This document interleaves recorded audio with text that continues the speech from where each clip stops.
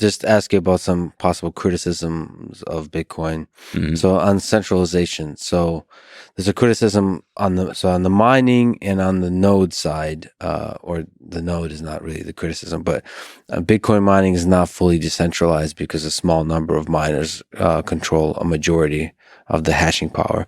I looked it up. There's 10,000, 15,000, whatever the number is, of computers that have that are full nodes, that have the full, that are actively connected to the network. So you could argue that's decentralized because it's global, it's all across the world. But the miners, they're still, it's more centralized. So if you're thinking of making a case for Bitcoin being decentralized, do you worry about the miners being somewhat centralized? Is the nodes the important thing to think about? Yeah. And what number of nodes counts as centralized and not? The nodes are what matters because the nodes are what determines Bitcoin's consensus parameters. I think the best way to think about it is that miners simply sell a commodity to the nodes, and that commodity is Bitcoin blocks. So what a miner does is they solve the proof of work problem. So they keep operating their computers until they can get a solution to the problem. And then they attach that to a bunch of transactions and present it to the nodes for the nodes to ratify and approve it. So therefore, I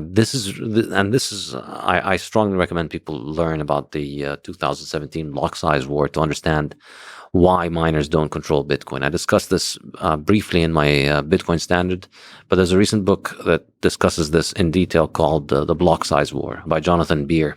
It's a great description of, in 2017, essentially the miners thought that they could control Bitcoin. There was one mining company that produced the majority of the machines that were on the network, and they and their allies had a control of the machines that were out there, and they controlled the majority of the hash rate. And they thought that they could change Bitcoin's they could change Bitcoin's block size, which is a tiny little detail, technical parameter. It's not even all that big of a deal for the economics of it. But they thought that they could pass this change, they could force this change on the network. And the members of the network rejected it, and they weren't able to do it. So the nodes are what is sovereign. The nodes are what determine the rules of the game. The miners are a service provider. The miners invest capital up front. They buy the machines, they buy the electricity, they buy the storage, they buy the locations, they pay the rent, and they invest all of that money based on the idea that if they behave according to what the nodes want, the nodes will reward them with Bitcoin.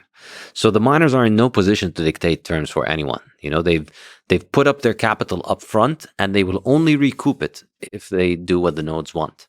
So therefore, what really matters is the decentralization of the nodes. So you want to have as many nodes as possible. You want to have a system where there's a large number of nodes, and this is of course the biggest problem with other digital currencies is that, because basically Bitcoin has cornered the market on a digital currency, the only way that you can really get traction is to generate a whole bunch of buzzwords about, we're doing this and we're doing that.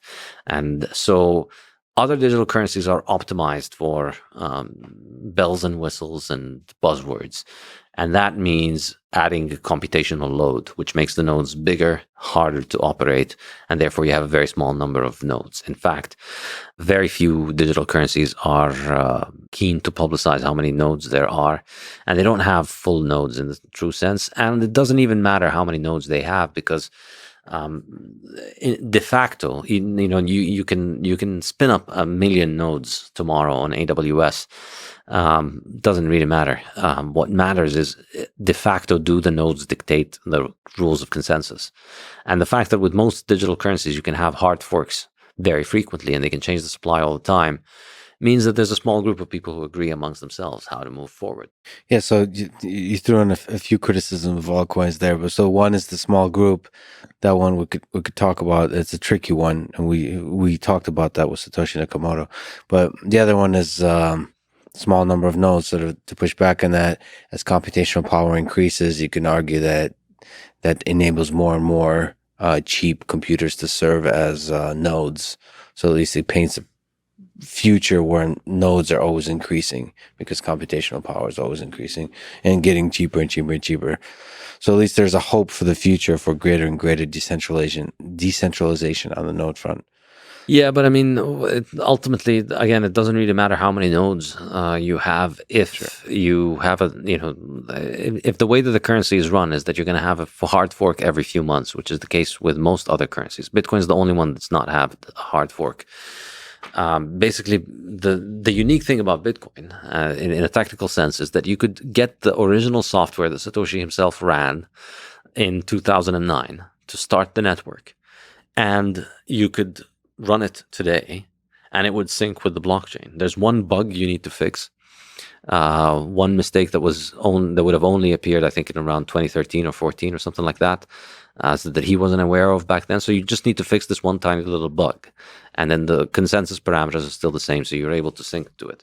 This is not true for most other digital currencies. I'd say probably all of them, because they've all had many hard forks, which they think of as upgrades. And they market this thing as, well, Bitcoin can't upgrade, but we upgrade all the time.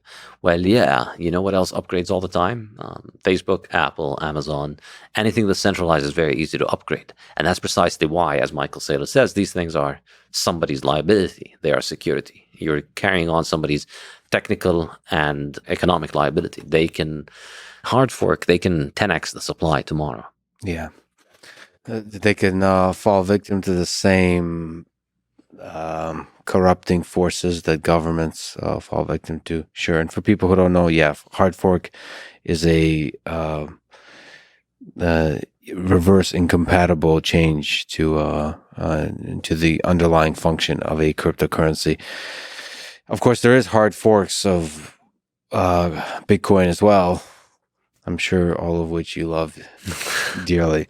Anyway, but that doesn't matter. The original Bitcoin, for the most part, has not undergone any changes, and that's one of its. I mean, it has undergone changes, but none in the important parameters of the network.